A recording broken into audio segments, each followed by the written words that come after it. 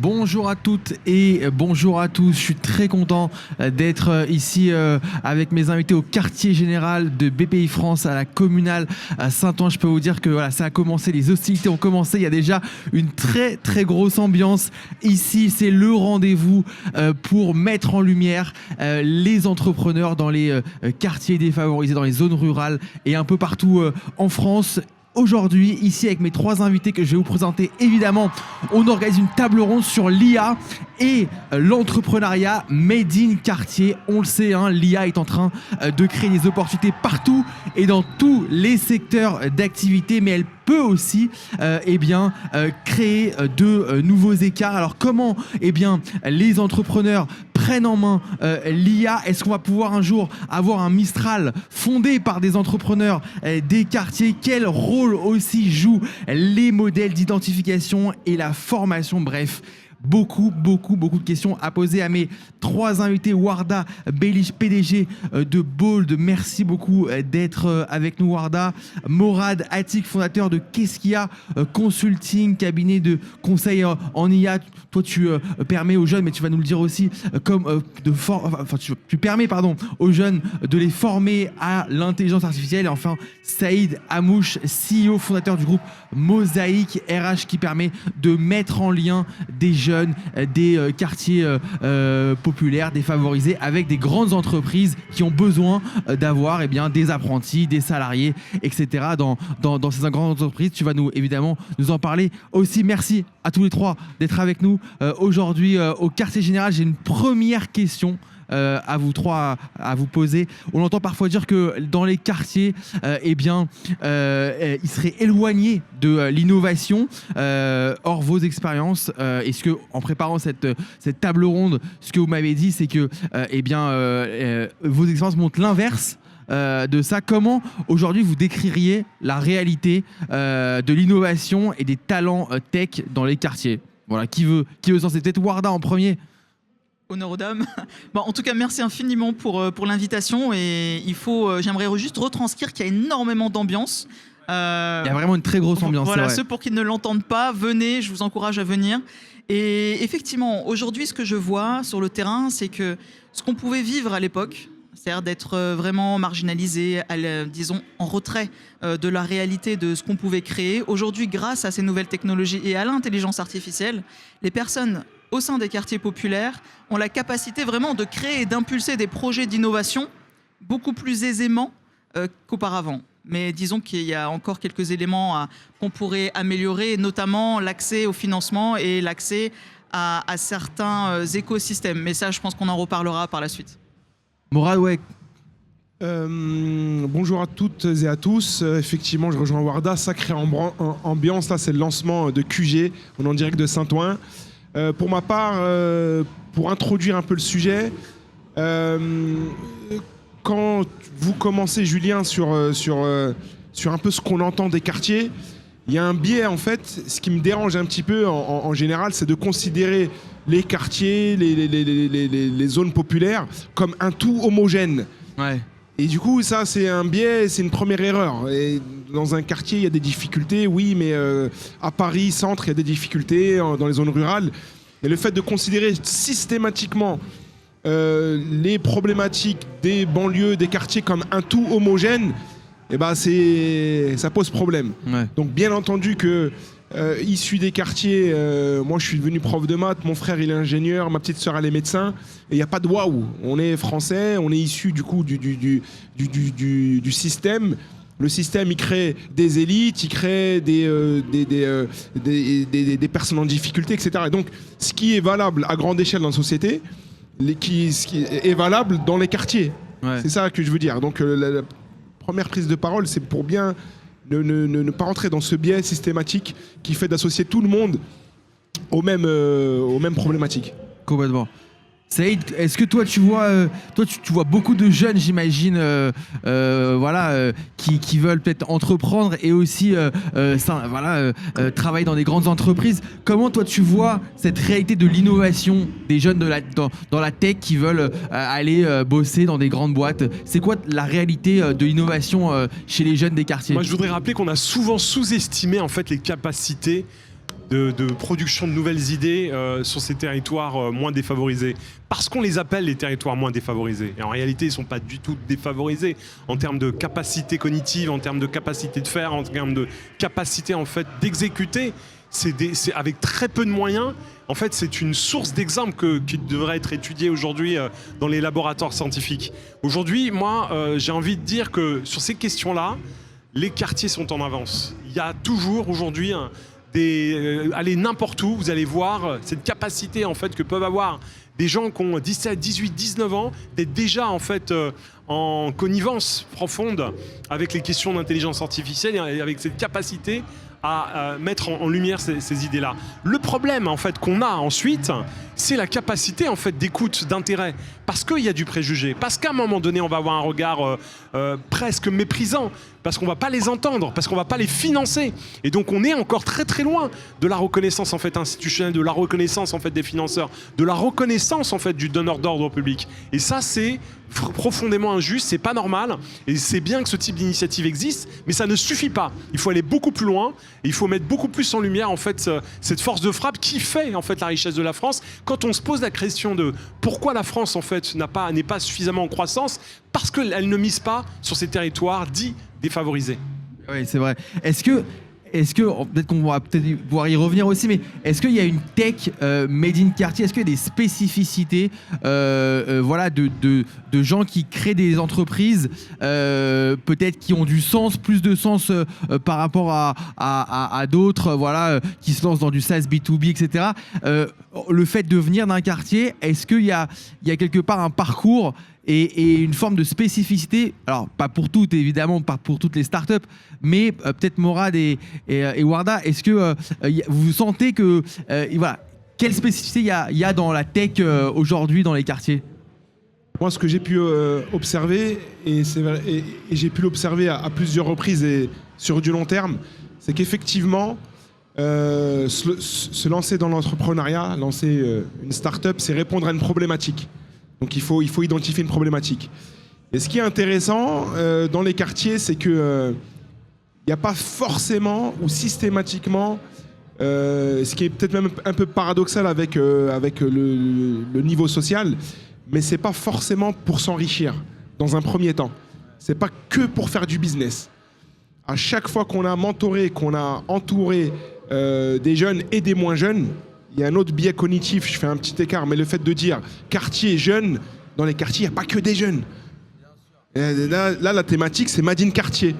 Donc il ne faut pas qu'on parle que des jeunes. T'as les jeunes moins Morad. jeunes, d'ailleurs, je suis un peu surpris que Saïd n'a pas rebondi là-dessus, parce que Saïd, je crois, et je parle sous ton contrôle, et lui, c'est pas que des jeunes, c'est même plus des gens qui sont plus avancés dans l'âge, sans parler des seniors, mais il n'a pas l'étiquette avec Mosaïque RH des petits jeunes qui viennent sur le marché. Ouais, c'est vrai. C'est des profils expérimentés qui ne trouvent pas la place qu'ils méritent. Moi, j'ai peut-être plus la casquette jeunesse, mais voilà, quartier n'est pas égal à jeune, banlieue, etc. n'est pas égal à jeune. Et du coup, les jeunes ou les moins jeunes, systématiquement, il y a une recherche de sens dans les projets. Ouais, c'est ça. Et là où d'autres entrepreneurs, ils vont scaler, et puis c'est après, quand ils ont de l'oseille, ils se disent putain, mais je suis en quête de sens, il faut que je trouve du sens. Je vais monter, tiens, un pôle RSE. Et ben, la plupart des projets, quand ils sont made in quartier, il y a ce côté RSE, impact social, impact écologique. Les jeunes de quartier s'intéressent, et moins jeunes, beaucoup aussi comment dirais-je, à des produits éco-responsables. Et donc ça, c'est très intéressant. Je ne parle même pas de la résilience derrière et tout ce qui va avec. T'es d'accord, Warda? Alors, je suis totalement d'accord. Ce que j'aimerais ajouter, et en complément de mes confrères, c'est qu'en fait, il y a une certaine frugalité dans les innovations venant des quartiers. Ils n'ont pas forcément les mêmes moyens, ça a été dit. Et il y a une certaine ingéniosité aussi. C'est-à-dire de trouver, en fait, de comment pouvoir entreprendre au sein des quartiers, pour les quartiers, d'apporter vraiment un bénéfice pour les habitants des quartiers, mais tout en ayant, en fait, cette ingéniosité de réfléchir de comment faire sans forcément avoir les moyens. ne pas avoir les bonnes infrastructures, de pouvoir en fait rebondir malgré tous les obstacles en fait qu'ils peuvent rencontrer. Et c'est vraiment cette force en fait et cette effervescence que je ressentais, que je ressens encore aujourd'hui au sein des quartiers, mais bon, encore plus qu'avant, plus qu'auparavant. Encore une fois, grâce à l'intelligence artificielle, c'est qu'à l'époque, quand ils n'avaient pas accès aux grandes écoles, pour certains, je dis pas tous, pour certains qui n'ont pas accès aux grandes écoles, grâce à l'IA, ils ont une manne d'informations et de connaissances au bout de leurs mains. Encore une fois, ils ont un téléphone entre leurs mains. Aujourd'hui, les IA génératives, tous les outils qu'on peut connaître comme ChatGPT, DeepSeek, etc., sont vraiment accessibles à tous de façon gratuite pour les premiers niveaux.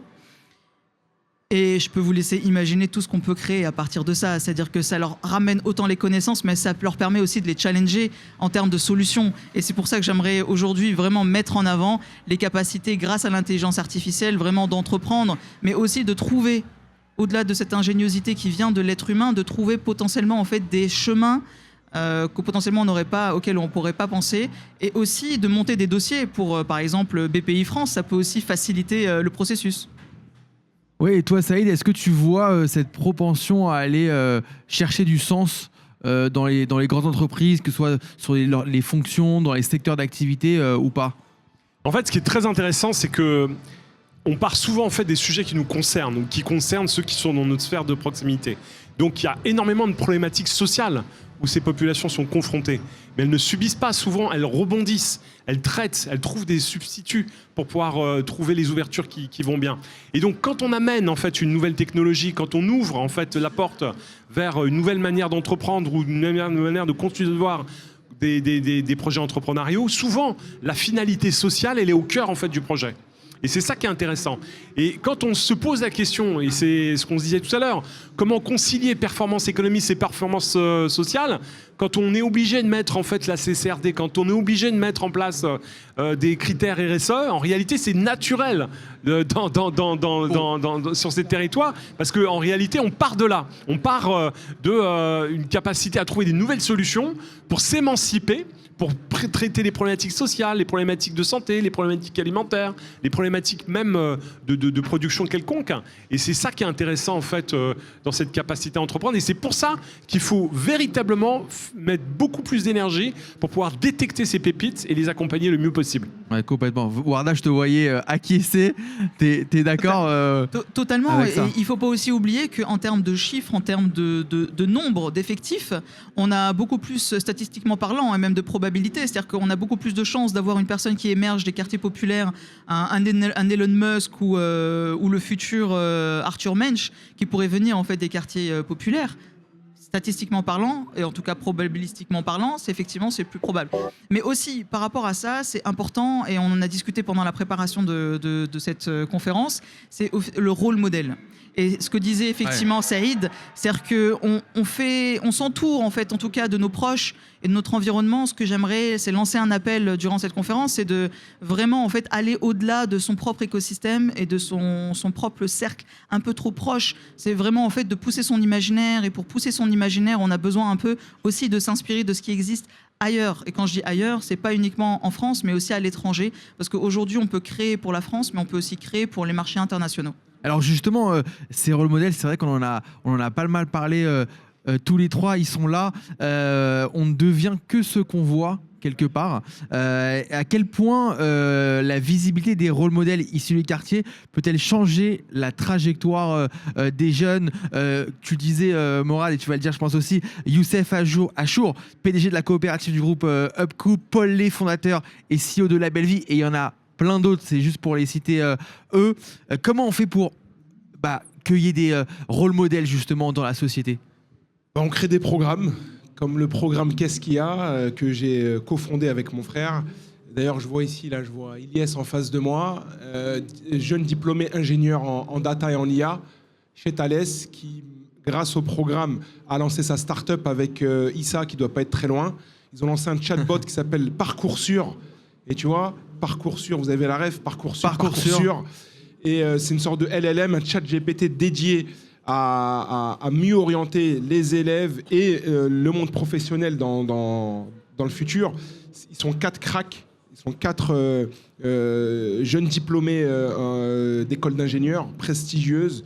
en alternance pour certains chez Thales ou dans d'autres grands groupes. Et du coup, je veux pas réduire. C'est ce que disait Warda là. C'est le futur Arthur Mensch. Ils sont là en fait. Et donc, le programme Qu'est-ce qu'il y a, ils détectent ces pépites. Ils leur font faire des expérimentations d'IA concrètes pour les collectivités. Donc, on a deux aspects. On a l'impact social et aller créer des... Alors, pas créer des réels modèles. Les réels modèles, ils existent. Aller les mettre sous les projecteurs, c'est le cas de le dire. Et aussi développer de l'IA pour le bien commun, pour les collectivités, et avec un narratif qui fait que les meilleurs projets sont poussés à Viva Technologies, et les 3 meilleurs projets nationaux, parce que c'est un programme national, ils vont jusqu'à la Silicon Valley. Et du coup, à titre d'exemple, lors de la restitution locale à Gennevilliers, ils sont de Gennevilliers, quartier du Luth pour ceux qui connaissent, il y avait près de 400 personnes avec tout le board de Thales, leurs parents, leurs amis, plein de jeunes, et ils étaient ce jour-là, comme ils le sont là, en face de... C'est marrant, ils sont juste en face de moi, bien habillés, en costume et tout, et ne serait-ce que de par la posture. Moi, je suis jeune, je me dis, moi, plus tard, je vais être comme Ilyes. Il a 22 ou 23 ans, tu vois, je me dis, tiens, lui, il me ressemble. En plus, c'est marrant, il habite dans le quartier d'en face ou dans la tour d'en face. Si lui, là, aujourd'hui, on l'écoute, il a le micro, et ils avaient 20 minutes pour montrer leur projet, leur algorithme, démonstration d'une application, etc. Ils sont écoutés par le board de Thales, le maire de la ville. Et moi aussi, je vais faire ça. Et donc, l'identification, l'inspiration, une fois maintenant qu'on a démontré là, avec Saïd et Warda que le talent est lié, c'est pas... il y a un autre comment dirais-je, sujet, c'est la communication, le marketing, et il faut faire briller ces talents-là. Warda, ouais, la communication, le marketing, c'est évidemment essentiel, notamment dans les médias. On a peut-être un rôle aussi à jouer. Comment on fait pour créer des rôles modèles? Je te pose la même question, et vraiment que qu'ils soient visibles de partout en France, en fait, pas que par rapport au quartier dans lequel on peut être, mais vraiment globalement créer vraiment un Arthur Mensch qu'on connaît maintenant, que tout le monde connaît en France. Et écoutez, au-delà de la communication, ce que vous faites déjà aujourd'hui très bien, là, la preuve en est ici sur ce plateau, mais aussi au niveau de l'événement en globalité, au niveau quartier général, c'est très très bien.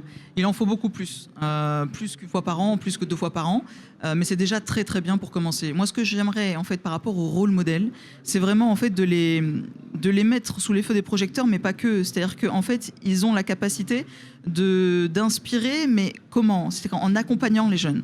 C'est-à-dire de créer en fait des plateformes, de pouvoir en fait les former, les accompagner. Mais le premier point pour moi, pour un rôle modèle, c'est vraiment en fait de montrer que c'est faisable. Le fait de voir une personne qui a réussi, qui a atteint un certain niveau, mais qui a aussi réalisé. On est dans du palpable, on est dans du concret. J'ai vu le programme aujourd'hui au niveau des conférences. Il y a énormément de rôles modèles qu'on nous aurons sur la scène ici au quartier général. C'est vraiment en fait de démontrer par le concret qu'ils ont réussi à faire. Et à partir de là, c'est vraiment en fait pour les jeunes d'avoir en fait accès à des plateformes autant digitales mais aussi physiques, en présentiel, de pouvoir les coacher, de comment effectivement, parce qu'il faut pas on va pas se mentir. Oui, se leurrer, exactement. C'est-à-dire que quand on veut accéder à un certain niveau, il faut avoir une certaine posture. Il le disait très bien, Mourad, de pouvoir en fait parler d'une certaine manière, de pouvoir potentiellement même s'habiller d'une certaine manière, sans renier avoir les codes. Exactement, sans renier son identité, ni effectivement ses traditions, mais effectivement d'avoir en fait une sorte de facilitation pour réussir. Et je sens que Mourad voulait intervenir sur ce que j'ai. Saïd, d'abord, Mourad, tu veux... Saïd, non, peut-être Saïd, parce que c'est intéressant ce que dit Warda sur le fait qu'il faut aussi peut-être coacher les personnes qui vont être dans les grandes entreprises, qui viennent des quartiers, à avoir les bons codes quelque part. Tu parlais des codes vestimentaires, mais voilà, peut-être la manière aussi parfois de s'exprimer. L'état d'esprit, etc. Est-ce que vous, chez Mosaïque RH, vous les accompagnez dans ça? Comment vous le faites aussi? Comment vous leur apprenez un peu les bons codes à avoir? En fait, c'est important aussi de rappeler, parce qu'on parlait, ça s'installe directement derrière la question sur les rôles modèles. C'est important de se rendre compte qu'il y a plusieurs catégories dans les quartiers, tu l'as rappelé tout à l'heure. Il y a ceux effectivement qui émergent, qui démarrent, qui ont besoin d'être accompagnés, parce qu'on leur explique pas ce qu'est une entreprise. On leur explique pas en fait comment ça marche dans une entreprise. Et donc ceux-là, on a besoin de faire de l'empowerment, d'améliorer l'employabilité. Il faut donner. Morad, il acquiesce à 100%. Là, il faut leur donner en fait les petits éléments en fait qui vont faire la différence. Et donc nous, on a créé une série d'outils. Quand on a lancé Mosaic RH, c'était un cabinet de recrutement d'abord. Et donc notre rôle, c'était de présenter des profils qui correspondaient aux entreprises.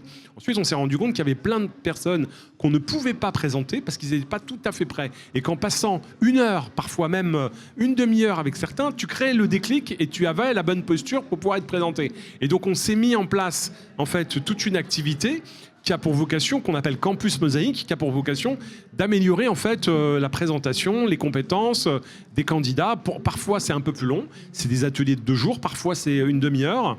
Donc chacun en fonction de là où il en est, il est équipé. Et donc pour raccrocher en fait sur l'IA, c'est qu'une partie en fait de ce savoir-faire, on l'a en fait automatisé. C'est-à-dire qu'aujourd'hui, on a une intelligence artificielle qui s'appelle ZIA, Z-Y-A, et qui permet en fait de nous mettre dans une stratégie de massification. C'est-à-dire que là où on avait un consultant qui était capable de traiter 10, 15 candidats, ZIA va nous en traiter d'une manière illimitée, partout en France, sans avoir à créer des antennes, sans avoir à se déplacer. Et donc ça nous permet d'avoir un premier niveau de qualification en fait des candidats et de transmettre très vite les clés, les codes. Donc ils vont monter en compétence sur la création de leur stratégie de recherche d'emploi. On va les aider à faire un CV, une lettre de motivation. On va faire une simulation d'entretien et ça va qualifier le candidat. Donc ça, c'est pour la première réponse. Sachant que aussi dans les quartiers, on a des gens qui n'ont pas de problème. Ils ont juste comme problème d'être connectés, qu'on accepte de les connecter avec le monde économique. Et ça, c'est un problème, parce que quand on parle de la première population, on oublie mécaniquement la seconde population, qui est massive aujourd'hui. Aujourd'hui, on a plein de leaders qui n'émergent pas du tout dans les médias, et qui devraient être au moment, quand on fait un focus sur des réussites, il faut que ces réussites-là, elles fassent l'effort d'aller regarder aussi partout en France, et notamment dans les quartiers populaires. Donc c'est bien de créer des médias spécifiques, et j'invite votre média, Madines, bien sûr. à faire peut-être une série de portraits dans les prochaines semaines. Ouais, c'est important, parce que ça, mais c'est pas que ça en fait. Ça, c'est important parce que c'est un levier, mais il faut que quand on fait des classements, quand on fait des mises en épreuve, quand on a des représentations de la France à l'étranger, on embarque aussi les quartiers populaires. Ça se fait de plus en plus. Ça, c'est important aussi qu'on entende ça et qu'on le voit. Et donc, du coup, cette logique, il faut l'accélérer. Morad, t'es 100% d'accord, j'imagine? Je suis 100% d'accord. C'est-à-dire qu'il faut... il fut un temps où on disait ces populations-là n'ont pas les codes. Là, c'est pas vrai. C'est code vestimentaire, code à l'oral, je sais pas moi, savoir bien se comporter. Parce qu'en fait, encore une fois, on vient des mêmes écoles. Quand tu prends un étudiant qui sort d'une école d'ingénieur, il a fait la même école que ses camarades. Et donc cette question-là, il faut vraiment... Voilà, encore une fois, un quartier, c'est pas un tout homogène. Il y a des jeunes qu'il faut accompagner ou des moins jeunes. Il y a des dispositifs pour ça, comme l'a expliqué Saïd. Par contre, on a plein qui sont en place, quoi. Et là, on a un autre problème, c'est que si ces gens qui habitent dans les quartiers, ils atterrissent pas là où ils doivent atterrir, tu bloques toute la chaîne. Et tu crées pas des rôles modèles, mais c'est pire. En fait, un cercle vicieux. C'est un cercle vicieux. Au lieu de créer un cercle vertueux, tu vois. Et autre chose que je voulais dire, c'est que cet événement, il est très bien, mais il faut faire attention quand même. Pourquoi? À quoi? Il faut faire attention à pas quantifier, à pas cloisonner. Tu vois, quartier général, c'est que pour les quartiers. Pourquoi je dis ça? Quand tu vas à Station F, moi je suis un peu déçu du fait qu'il y a un programme à part spécial au fond à droite pour les startups issues des quartiers. Pourquoi en fait et parce que c'est le même biais, c'est de dire qu'il y a des entrepreneurs issus des quartiers, ils ont des difficultés, il faut les mettre dans des programmes à part. Mais quand moi je rencontre des personnes que je connais qui ont fait des écoles d'ingénieurs, même HEC, qui se retrouvent dans des trucs je vais pas citer des programmes dédiés à des quartiers, ça c'est une grosse erreur. Il faut les mélanger avec tout le monde, ils doivent faire les incubateurs Amazon, Google, L'Oréal et compagnie. Pourquoi toi tu dois aller au fond à droite là-bas là pour être mélangé et être un peu en silo, ouais. Voilà, en silo. Voilà, Ouais. il faut pas créer des silos. Ouais, c'est vrai. On pourrait dire la même chose en fait des femmes, hein. C'est-à-dire qu'au-delà effectivement des quartiers populaires, on parle aussi la même chose des femmes, c'est qu'il y a des programmes dédiés pour les femmes, alors qu'on pourrait effectivement directement intégrer les programmes nationaux ou même internationaux. Donc effectivement, je suis d'accord, je rejoins totalement Mourad, effectivement de désiloter. Par contre, il y a quand même un point positif, c'est que ça permet quand même d'avoir un certain tremplin, mais il faut savoir en fait poursuivre ce tremplin vers exactement, pour certains, effectivement, ils peuvent aller directement sur les programmes nationaux, effectivement, de tout cadre.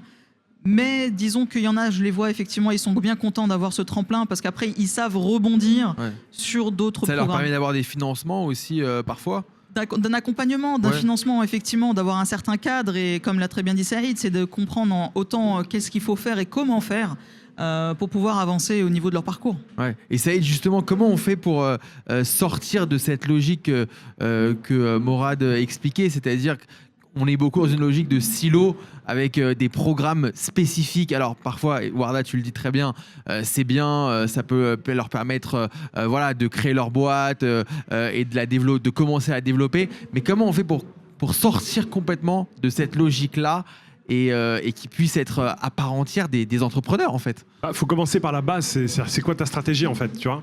À Xavier Niel, il faut lui reposer la question. Xavier, c'est super ce que tu as fait, c'est puissant, mais comment tu peux le rendre encore plus puissant en revoyant ta stratégie? Parce que ce que tu as fait en donnant une impulsion à ceux qui étaient peut-être un peu marginalisés, déconnectés, bah c'est bien, mais qu'est-ce que tu fais des autres? Je pense qu'il n'a pas conscience de ça. Et donc, il faut rappeler, en fait, mettre en lumière, en fait, que les populations issues des quartiers, les femmes, évidemment, les femmes des quartiers, on sait le phénomène aggravant que ça peut générer aussi, et bien derrière tout ça, il faut à un moment donné réfléchir à une stratégie avec des outils différents. Et évidemment, il faut se plugger. En réalité, c'est un peu la revendication qu'il faut retenir. On ne doit pas être vu comme des marginaux, on doit être au cœur du système. Et être au cœur du système, ça veut dire qu'à un moment donné, on doit aussi bénéficier des droits, comme tout le monde, ce qu'on appelle le droit commun. Bon. Alors, j'ai encore plein de questions à vous poser. Il nous reste une quinzaine de minutes pour information, mais j'ai encore plein de questions. J'avais une question, c'est vrai que on voit beaucoup, mais on en parle déjà, mais la French Tech, les startups françaises, c'est beaucoup, on va pas se cacher, hein, ici au quartier général à Saint-Ouen, c'est beaucoup des gens issus des grandes écoles, blancs, plutôt voilà, la trentaine. Nous, on voit ça quotidiennement, hein, il faut bien le dire, ouais, dans la Fresh Tech, il y a quand même encore ce profil-là. Comment concrètement, qu'est-ce qu'on peut mettre en place pour concrètement qu'il y ait plus de diversité dans l'écosystème, que ça passe par quoi? Des formations, du mentoring? Quelle solution on peut apporter à ça, à ce constat-là? Je dirais premièrement juste ouvrir les portes, tout simplement. C'est-à-dire ouvrir les portes. Vous parlez de French Tech. Concrètement, French Tech devrait être à l'écoute des quartiers populaires. C'est-à-dire qu'aujourd'hui, en fait, le processus, déjà, administrativement parlant, j'ai commencé le processus, il est très lourd. Il est fastidieux. Donc déjà, faciliter le processus. Et au-delà de faciliter le processus, c'est vraiment en fait aller au cœur des quartiers. Pourquoi ils ne se déplaceraient pas au cœur des quartiers comme une tournée qu'on peut avoir, des tournées au niveau des champs, enfin au niveau culturel. Tu parles de la mission French Tech, c'est ça? Tu parles de Par quoi? exemple, la mission French Tech, de faire une tournée au niveau des quartiers, pas forcément des grandes villes comme ils ont déjà fait Marseille, Lyon, etc., mais vraiment d'aller au niveau des quartiers populaires et d'aller recueillir vraiment ce qui est faisable et tout le potentiel qui est là et le vivier et qui attend en fait juste d'être effectivement écouté. Complètement. Mourad? Je vais répéter ce que je dis depuis le début, c'est que c'est pas un tout homogène. Il y a French Tech, ils font des tournées et tout ça, mais pour des programmes dédiés, mais pour des cibles un peu early stage, quoi, qui démarrent, des profils qui peuvent avoir des difficultés. Par contre, ceux qui arrivent en bout de course, ceux qui sont en place, ceux qui sont hauts, il faut les pousser dans les médias il faut ouvrir la porte. Je vais donner un exemple concret. Oui. Au bout de 5 ans, donc moi je suis l'histoire d'un prof de maths et mon frère il est ingénieur. Je viens d'un quartier, mais je suis pas le mec qui galérait en bas du bâtiment. Et je te jure, des fois c'est un peu difficile de faire comprendre ça. Ouais. Moi je suis un peu le haut du panier et je le dis avec toute l'arrogance qu'il faut. Voilà, on s'est fait, comment dirais-je, à la maison, l'éducation, l'école, c'était important. Donc encore une fois, voilà, moi je suis universitaire, j'ai fait un master, mon frère il a une école d'ingénieur, etc. Je vais pour lever des fonds 5 ans après, on fait plus de 600 000 euros de chiffre d'affaires. Dans l'éducation en plus. Tu vas lever des fonds, on te rappelle, je m'en rappelle encore, nous on levait 3 millions, on était chaud. En fait, on nous a fait comprendre, on s'est fait accompagner par des experts comptables, qu'il fallait plutôt aller chercher plutôt 1,5 million au niveau de la valo. Et à la fin, on nous a dit, bon, on va vous filer 900 000 en 2 tranches, 2 fois 450, parce qu'il faut prouver. Après 5 piges, t'es encore obligé de prouver. Et après, la phrase qui tue, c'est déjà bien pour vous. Ah si, c'est déjà bien pour vous. Et du coup, donc il y a déjà ça. C'est de qui l'investisseur? C'est de quoi? C'est qui l'investisseur? On balance. Inco. Inco. Ouais, Inco. Okay. Je les balance, pas de problème. Ouais, donc. Et encore, eux, ils t'ont donné une réponse. Ouais, donner une réponse. Tu peux aussi balancer tous ceux qui t'ont pas donné de réponse. Oui, mais on était tellement, si tu veux, on était tellement évident tu vois. Et c'est pas ça. Et toi, t'amènes des KPI parce que j'ai un bon réseau. Je dis, mais d'accord, mais Intel, ils ont levé plus de 2 millions d'euros. On est dans le secteur de l'éducation. Et voilà quoi. Et ça rame, c'est dur. Et si on va te lâcher, c'est déjà pour vous. Voilà quoi. Au bout de 5 ans, tu es très bien identifié. Ils avaient besoin d'acteurs. Et s'il n'y a pas des personnes comme celle que j'ai en face de moi, M. Castrinidis, de la Banque des Territoires, qui donne de la confiance sur le programme que je vous ai pitché, et il faut comme ça, il faut lâcher, il faut ouvrir les portes. C'est incroyable, tu arrives au bon moment. Mais c'est ça, c'est une question d'ouvrir les portes pour aller à des stades plus hauts. Oui, c'est une histoire aussi humaine en fait. C'est-à-dire qu'à un moment donné, soit on est sensible. Je pense qu'il n'y a pas plus rationnel que la finance. Mais à un moment donné, il faut comprendre qu'on a des biais, des préjugés, des stéréotypes et que ça vient polluer la décision. Une décision qui est censée être rationnelle, elle devient irrationnelle parce qu'à un moment donné, on n'a pas passé suffisamment de temps, on connaît pas Mourad et donc du coup, on se dit « Ah ouais, c'est super, il a fait 600K. » Mais c'est pas assez. Et il devrait faire 2 fois plus. Bon bah du coup... Mourad, il aurait fait HEC, il s'appellerait Hubert. On aurait peut-être fait un peu plus d'efforts. En fait, c'est ça qui se passe. Alors, qu'on l'accepte ou pas, c'est la réalité. Et c'est vrai que la BPI est en train de muter sur ces questions-là. Ils sont loin d'être exemplaires. Mais on voit aujourd'hui qu'il y a une volonté d'être dans un mouvement de transformation durable. Et ça, c'est quand même agréable de le voir. Parce que si la banque d'investissement public n'est pas au rendez-vous, ça va être encore plus compliqué d'installer ça. Et donc, du coup, c'est une belle séquence qui est en train de se créer depuis un certain nombre d'années et il faut saluer le virage. Oui, en fait, c'est au niveau des investisseurs. C'est que ce que je vois concrètement sur le terrain, c'est qu'il y a un effet miroir recherché. C'est-à-dire que quand la personne, l'entrepreneur qui est en face de nous n'a pas forcément les mêmes écoles ou le même parcours ou la même, source, en termes d'éducation et de quartier potentiellement, on a tendance en fait à avoir, vous savez, ce sentiment de « je suis devant un inconnu ». Et il est très très loin de moi, il y a un fossé entre nous. Donc ça c'est un type d'investisseur. Par contre il y a un autre type d'investisseur, et ça je trouve que ça manque cruellement ici en France, c'est ce qu'on appelle le mindset américain, le capital risqueur. C'est-à-dire qu'il va plutôt miser sur le fondateur.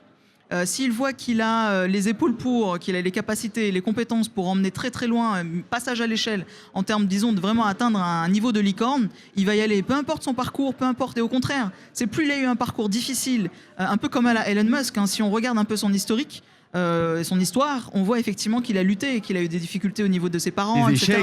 Et énormément d'échecs, tout à fait. Donc c'est vraiment en fait ce pivot que j'aimerais qu'on opère en fait en France, c'est vraiment de passer vraiment effectivement le mindset d'accepter les échecs et même les encourager, potentiellement surtout quand on a des jeunes qui sont encore jeunes et qui peuvent se permettre encore à certains échecs.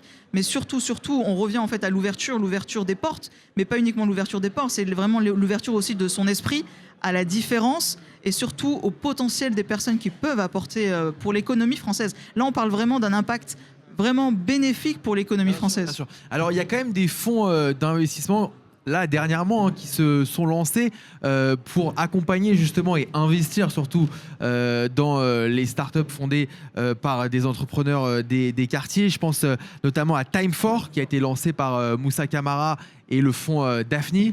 Je pense aussi à très récemment, il y a 3-4 semaines, Margin Ventures, 50 millions d'euros pour, pareil, accompagner, soutenir, investir dans des startups fondées par des entrepreneurs des quartiers. est-ce qu'il y a quand même pas de plus en plus peut-être, ou est-ce que vous le sentez ou pas du tout, un engouement quand même de la part du capital risque pour investir dans les startups issues des entrepreneurs et quartiers? Moi, j'ai toujours tendance à voir le verre à moitié plein. Donc, c'est bien. Super. Moussa Camara, qu'on salue. 100 millions d'euros.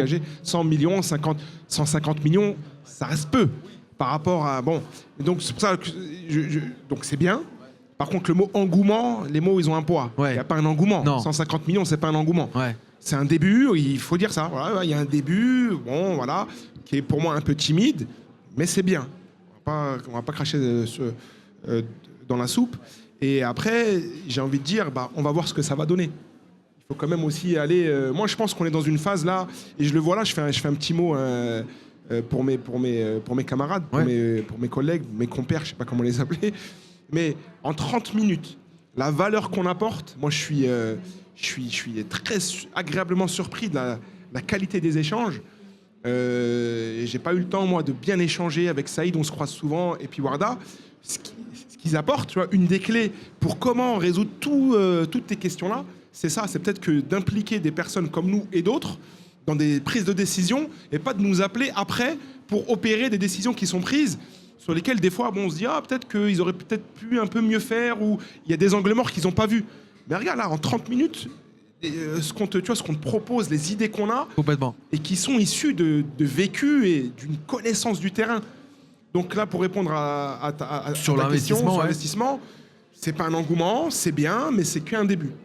C'est un début aussi, Saïd. C'est un début, et puis après, les fonds d'investissement traditionnels, c'est pas toujours que la solution.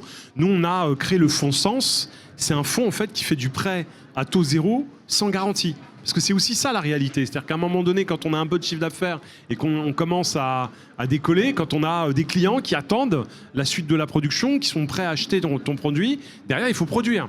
Et derrière, il faut du staff, il faut des machines, il faut du matériel. Et souvent, c'est aussi ça la difficulté. C'est-à-dire qu'à un moment donné, il faut financer son besoin en fonds de roulement. Et il n'y a personne. La réalité, c'est qu'il n'y a personne. Donc, c'est à toi de te démerder pour avoir 10 000, 15 000, 20 000, 30 000. Et donc, nous, on a été voir des copains autour de nous, autour de l'écosystème de Mosaïque, autour du système de l'ascenseur. Et on a demandé, en fait, à ce que des gens nous donnent de l'argent en contrepartie en fait d'une défiscalisation. On a collecté 1 million d'euros et on prête de l'argent aujourd'hui avec 50% à taux zéro, avec un objectif, parce qu'on a 0 coût de structure.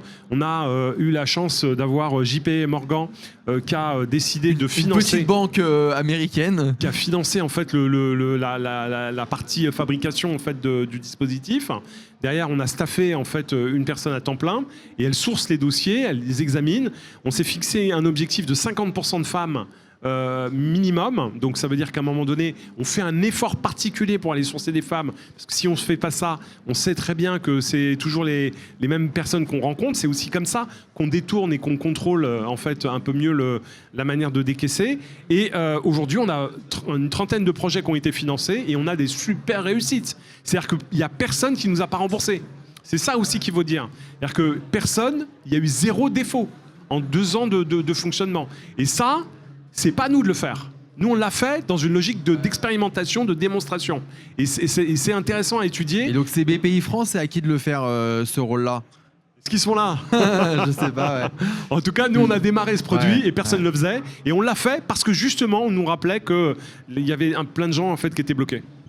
Comme quoi, les rôles modèles, c'est aussi au niveau des investissements. Hein. Bah bien sûr, bien sûr. J'ai encore plein de questions, mais bon, il reste que 4 minutes. J'avais quand même une question aussi sur les algorithmes dans l'intelligence artificielle, pour revenir aussi un peu à notre thème de départ. On sait que parfois, il y a même souvent, il y a des biais algorithmiques qui créent des discriminations, et notamment pour embaucher quand de plus en plus d'entreprises, et Saïd, moi je serais très curieux d'avoir ta vision là-dessus, qui maintenant utilisent l'IA pour procéder à une sélection beaucoup plus rapide des candidats avant de les voir en entretien. Mais parfois il y a des biais et ces biais-là, ils sont discriminatoires parfois. Comment on fait pour que l'IA ne devienne pas un outil d'exclusion, notamment dans le recrutement et l'accès au financement, mais surtout dans le recrutement? Saïd. D'abord, quand on s'appelle Mistral et qu'on est véritablement un peu intéressé par une société meilleure demain, on ne peut pas ne pas avoir dans son staff des gens qui viennent de partout. C'est pas possible. Parce que quand on a en fait le même type de profil dans l'entreprise, on aura le même type de projet au final, donc qui répondra à une partie de la population. Donc c'est hyper important en fait de recruter dans toutes les strates de l'entreprise, qu'il s'agit du développement, mais aussi dans les réflexions stratégiques, des gens qui viennent de partout, avec une représentation forte aussi des femmes. Donc ça c'est une responsabilité en fait des dirigeants et ça doit être imposé même aujourd'hui par les investisseurs. Tant qu'on n'a pas ça, on répondra toujours à côté. Et après, on s'étonne pourquoi on a des IA qui discriminent. Elles reproduisent simplement en fait ce qu'on a enseigné.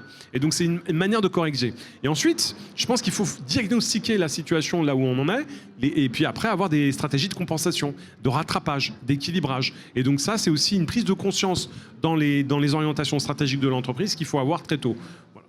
Voilà. Moi, je balaye la question d'un revers de la main.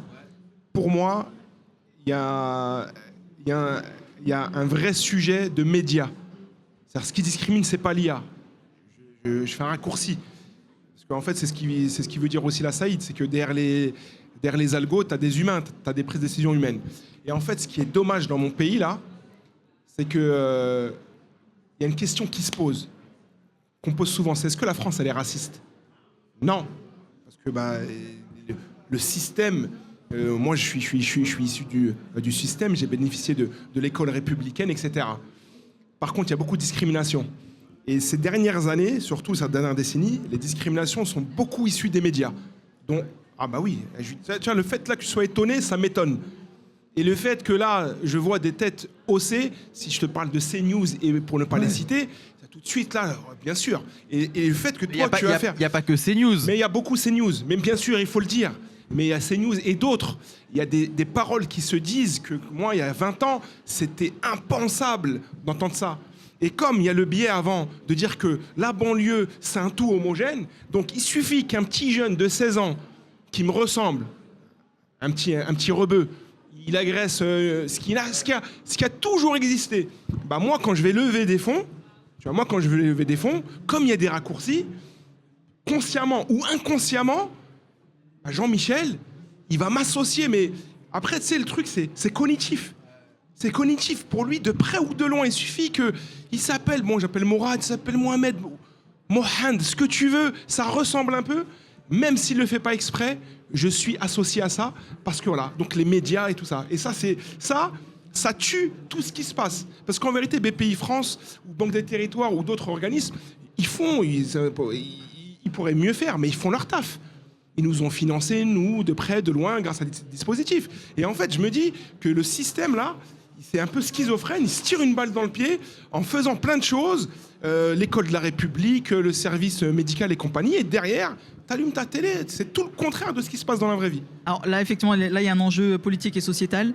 Ce que j'aimerais mettre en lumière, c'est que l'intelligence artificielle est comme un bijou à l'état brut et qu'il faut absolument qu'on arrive en fait à affiner selon en fait la beauté de notre monde et notre humanité. Les biais que nous avons en tant qu'être humain, on peut les calquer dans l'intelligence artificielle au niveau des bases de données. C'est-à-dire qu'effectivement, vous l'avez très bien dit, c'est que si une base de données, en fait, au niveau d'une entreprise, ont l'habitude de recruter qu'une certaine catégorie de population, leur système va forcément que recruter la même catégorie de population. Donc, un des axes que j'aimerais conseiller, c'est par exemple imposer à certaines sociétés ou même aux plus grandes de pouvoir en fait anonymiser en fait les CV. Donc déjà pour retirer en fait et même retirer, oui, ça fait plus de 10 ans même, et même retirer l'adresse. C'est-à-dire qu'aujourd'hui, il y a des personnes qui se focalisent sur l'adresse des candidats ou sur la photo, etc. Retirons tout ça à ce moment-là. Alors, une dernière question. On me dit dans l'oreillette qu'on n'a plus du tout le temps, mais je pose quand même une dernière question parce qu'il y a quand même beaucoup de jeunes autour de nous et franchement, ça fait plaisir. Pour eux, pour ceux qui sont ici au quartier général et qui nous écoutent, quel message concret vous aimeriez leur transmettre pour ceux qui hésitent peut-être à se lancer dans la tech, à créer une boîte? Quel message on peut leur donner ou conseil? Qui veut commencer? La technologie et l'intelligence artificielle, pour commencer, parce qu'il y a énormément de nouvelles technologies, vous offrent la possibilité d'avoir un parcours exceptionnel. Et les barrières que vous pouvez aujourd'hui rencontrer, elles peuvent être totalement levées grâce à ces technologies, parce que pour moi, c'est juste amorcer en fait le projet entrepreneurial.